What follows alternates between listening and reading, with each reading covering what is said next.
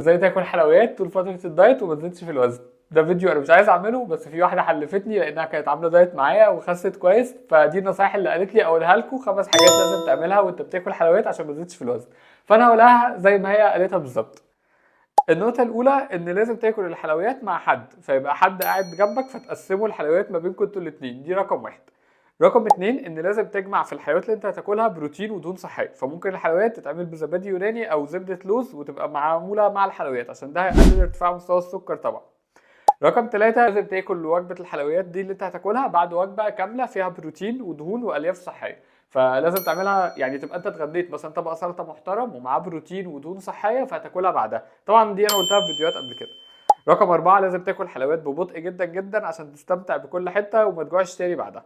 رقم خمسة إن لازم الحلويات دي تعرف تتعامل ازاي بطريقة صحية، ولازم انت بنفسك اللي تعرف الطرق دي، لأن النت مليان كتير جدا جدا جدا.